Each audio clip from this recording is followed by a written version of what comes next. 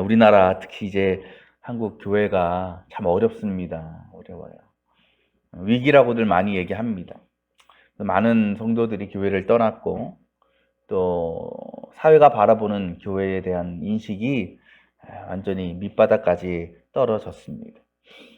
사실 이와 같은 어떤 교회의 또 기독교의 위기는요, 갑작스럽게 나타난 것은 아닙니다. 예전부터 한국 교회는 조금씩 쇠퇴하고 또 무너져가고 있었다라는 거죠. 실제로 보면 최근 몇 년간 우리나라 개신교 인구는 급격하게 감소하고 있습니다. 그들이 하나님을 떠나는 데에는 여러 가지 이유가 있을 거예요. 그 가운데는 지금 세상이 우리 교회를 비난하고 또 손가락질하는 그 이유들, 특히 이제 작년 또 지금까지 코로나 시대를 겪으면서 보았던 교회의 이기적이고 또 부끄러운 모습들로 인해서 하나님과 또 교회를 멀리하는 사람들이 많이 있습니다. 하지만 많은 성도들이 교회를 이탈하고 또 하나님을 떠나는 데에는 우리가 처한 이 사회의 현실도 한몫하고 있다라고 저는 생각합니다. 지금 많은 사람들은, 대부분의 사람들은 한마디로 너무 바쁘게 삽니다. 치열하게 살아갑니다. 극심한 경쟁 사회잖아요, 지금. 그렇죠? 그래서 어떻게 해서든 다른 사람들보다 더 많은 것을 누리고 또 많은 것을 얻고 살아가요. 그래야 이긴다라는 거예요. 또 자본주의 시대를 살고 있잖아요. 자본주의는 뭐가 목적이에요? 돈이라. 돈이 있어야 인정받고 그 능력을 사람들이 인정해 준다라는 거예요. 또 이 사회는 점점 어떻게 되냐? 개인화돼요. 개인주의화 된다라는 거예요. 공동체 의식이 사라집니다. 그래서 이런 상황 속에서 각자는요, 우리나라뿐만 아니라 많은 사람들이 그냥 개인적인 삶의 유익과 만족을 위해서 자신에게 그것을 위해서 많은 시간과 물질을 열심을 투자한다라는 거죠. 그렇게 우리가 이 사회에 그리고 우리 스스로에게 소비하는 시간과 열심은 늘어나는 반면에 우리의 신앙을 위해서는 점점 더 투자하는 것이 줄어들고 있다는 거죠. 그러다가 조금씩 하나님과 또 신앙과는 멀어지게 되는 것이고 결국 믿음을 버리고 이전의 모습으로 다시 세상으로 돌아가는 사람들이 너무나 많다는 것입니다.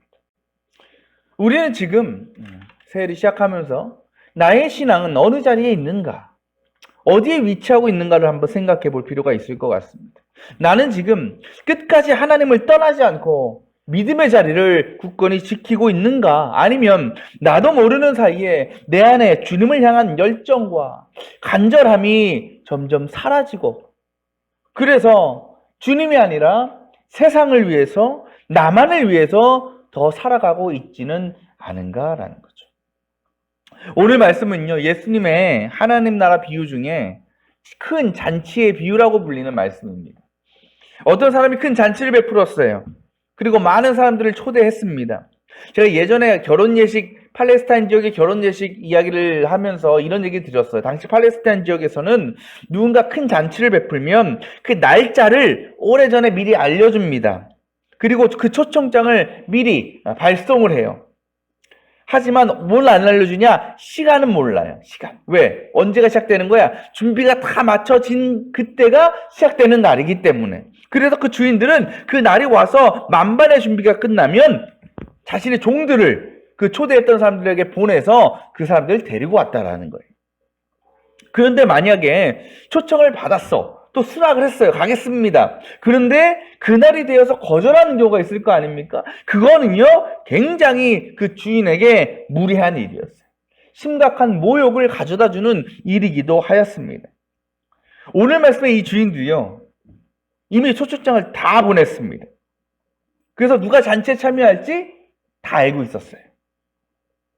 그래서 모든 준비가 끝난 다음에 관습대로 종들을 불러서 그들을 데리고 오게 하였습니다.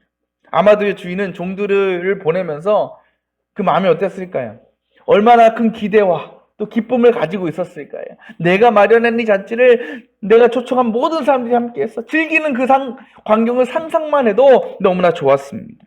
그런데 이게 웬일이에요? 자신이 보낸 그 종들이 하나같이 손님을 모시고 오는 것이 아니라 다 혼자 오는 거예요. 주인이 초대한 손님들은 한 사람도 오지 않았다는 겁니다. 주인이 놀라서 물어봤겠죠. 도대체 너네 어떻게 된 일이냐? 왜 너네 혼자 왔냐? 그러니까 종들이 말하기를 아유 제가 갔는데요. 사람들이 그냥 이 핑계 저 핑계 대면서 못 오겠다고 하더라고요. 그래서 그냥 혼자 올 수밖에 없었습니다. 오늘 말씀 보면 그 사람들이 어떤 핑계를 대었는지에 대해서 쭉 나가고 있죠. 18절부터 20절까지 한번 볼까요? 이런 핑계를 댑니다.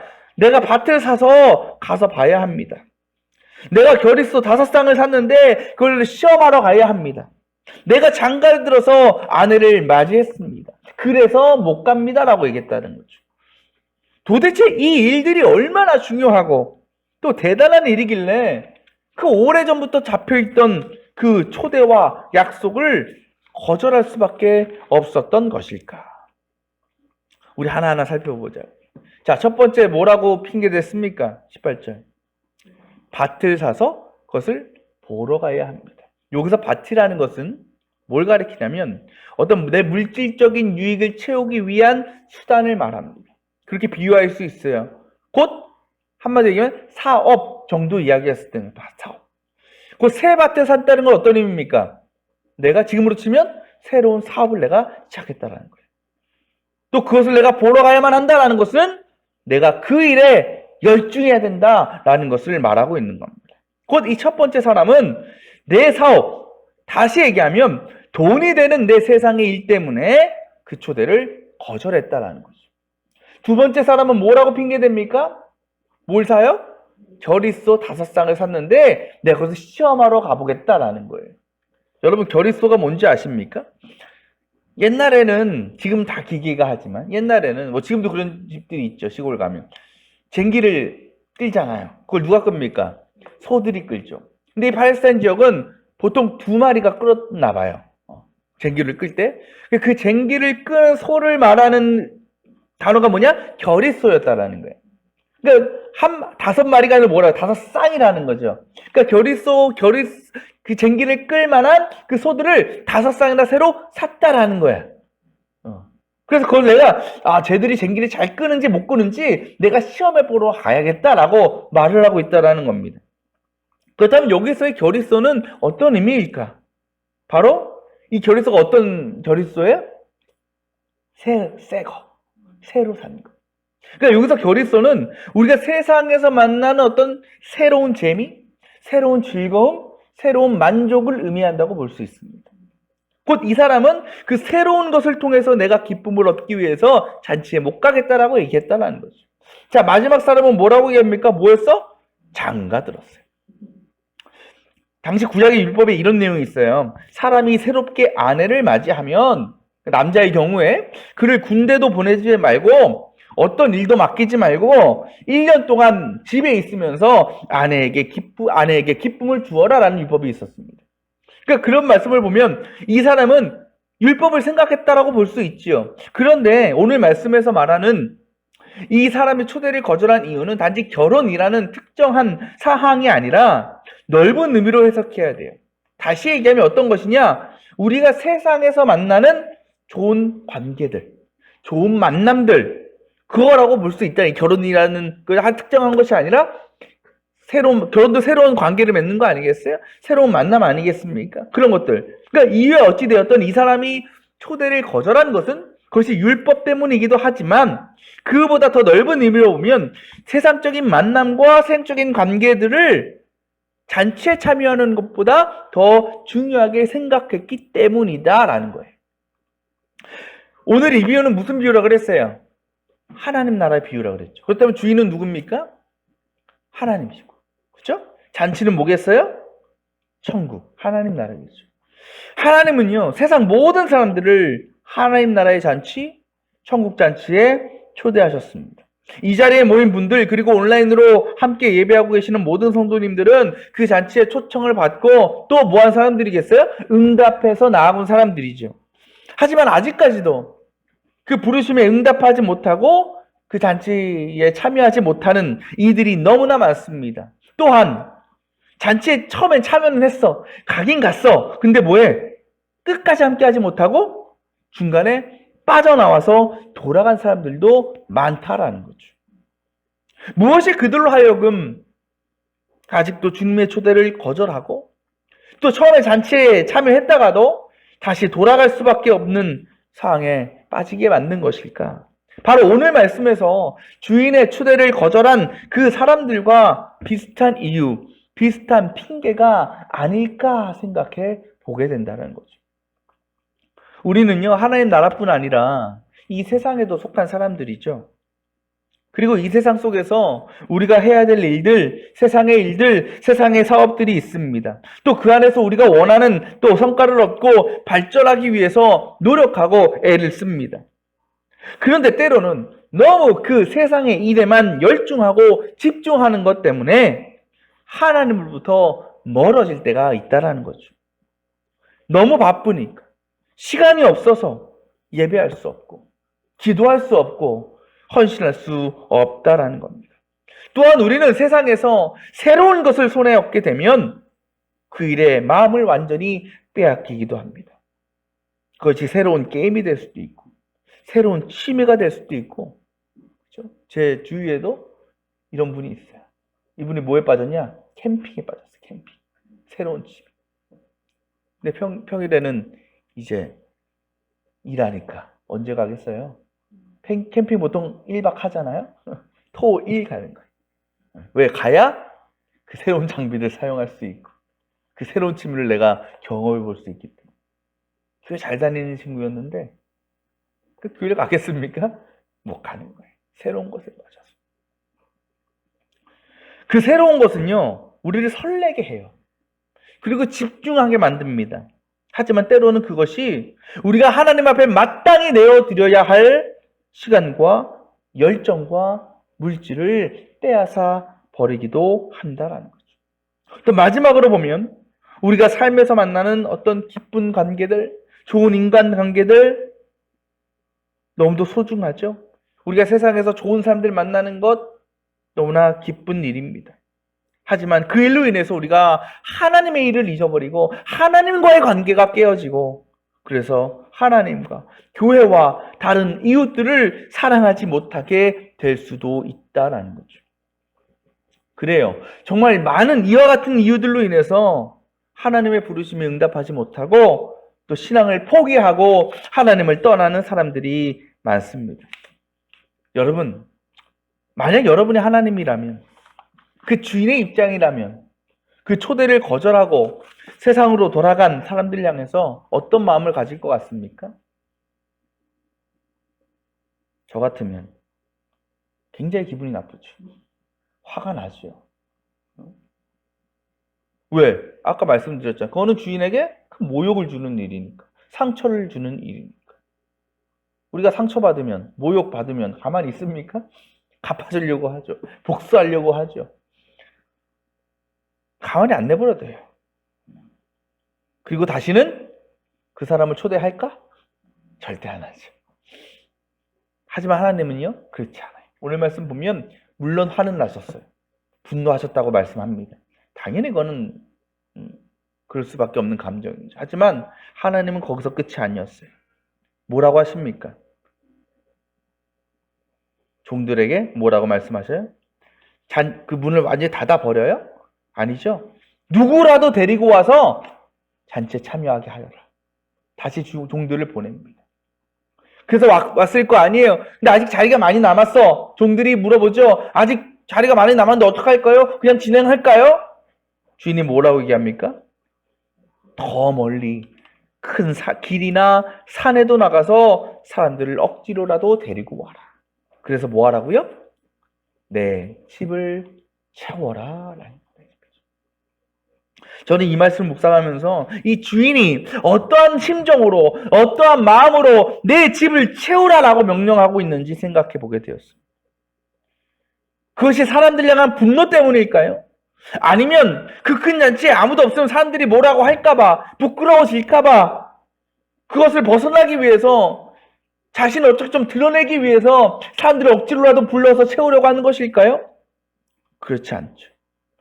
23절 말씀에 주인이 얘기합니다. 분명히 억지로라도 데려다가, 개역개정에서 보면 좀 한자로 강권하다라고 표현하죠.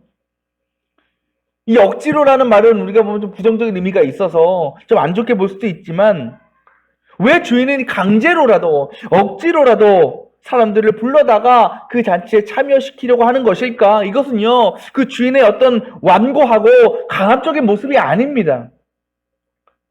왜 그러느냐? 이 주인은 그렇게 해서라도 사람들을 이 잔치에 참여시켜서 자신이 준비한 최고의 음식, 좋은 음식들, 최고의 즐길거리들, 삶의 기쁨들, 그것들을 누리게 하려는, 그들에게 그 모든 것을 주고자 하는 주인의 간절함 때문에 억지로라도 사람들을 불러오게 했다는 거죠. 그것은 자신의 집을 채우기 위한 그 목적은 자신의 만족과 유익이 아니라 오직 누구를 위한 것, 그 잔치에 참석하는 모든 이들을 향한 관심과 사랑과 긍휼의 마음 때문이었다라는 거죠. 그래요. 하나님께서는요, 지금도 그와 같은 간절함을 가지고 이 세상의 사람들을, 그리고 하나님을 떠나 세상으로 돌아간 사람들을 부르고 계십니다. 그래서 하나님께서 마련해 놓으신 그 영원한 기쁨과 평화가 있는 그 천국의 자리들이 단 한 자리도 남지 않고 채워짐을 통해서 이 땅을 향한 하나님의 구원의 역사를 완성하기를 원하고 계신다라는 거죠. 그리고 그들을 다시 불러서 그 자리에 앉히시기 위해서 택하신 종들이 있다라는 겁니다. 그들이 누굽니까? 바로 저와 여러분들이라는 거죠. 곧 하나님은 우리를 세상에 보내셔서 그렇게 아직 하나님의 초대에 응답하지 못하는 이들, 그리고 여러 세상적인 이유들 때문에 하나님을 떠나서 아직 돌아오지 못한 이들을 불러와서 그 하나님의 집을 채우라라고 명령하시는 것입니다. 저는 올해 우리 교회 표어를, 비전을 바로 오늘 말씀에 하나님의 그 간절한 외침, 하나님의 집을 채우라, 내 집을 채우라라고 정하였습니다. 우리 주위에도 보면 이렇게 세상에 빠져 사느라고 하나님의 나라를 잃어버리고 사는 사람들이 참 많습니다. 하나님의 나라에는 아직도 그분들의 이름표가 붙은 자리가 비어진 채로 남아 있습니다. 그리고 주님은 그 빈자리를 채워야 될 사명을 바로 우리에게 허락하셨습니다. 혹시 그 빈자리를 채울 누군가가 생각이 나신다면 올 한 해 그 한 사람의 영혼과 회복을 위해서, 구원을 위해서 기도하고 또 권면할 수 있는 우리 성도들이 되었으면 좋겠습니다. 그를 위해서 가장 먼저 해야 될 일이 뭐냐? 우리가 먼저 믿음 위에 온전히 세워져야 되는 거예요. 우리가 먼저 그 자리를 굳건히 지켜 나가는 것입니다. 자신의 세상적인 사업과 일들 때문에 예배를 쉬지 않고 세상이 주는 새로운 일들에, 새로운 즐거움에 우리의 마음을 빼앗기지 않고 우리의 가정과 자녀와 이웃들, 우리가 만나는 모든 관계들을 하나님의 사랑으로 키우고 돌볼 수 있는, 그것을 통해서 우리가 먼저 천국의 기쁨과 영광을 누리며 살아갈 수 있는 2021년이 되시기를 바랍니다. 그런 우리의 삶의 모습을 통해서 우리가 경험한 그 하나님의 은혜가, 천국의 은혜가 전해질 것입니다. 그것이 그들이 다시 하나님 앞으로 천국의 자리로 돌아오게 만들 것입니다. 그렇게 하나님의 집을 풍성히 채우는 역사가 우리 교회와 우리 모든 성도들의 삶 가운데 나타나는 귀하고 복된 2021년 한 해가 되시기를 축원합니다.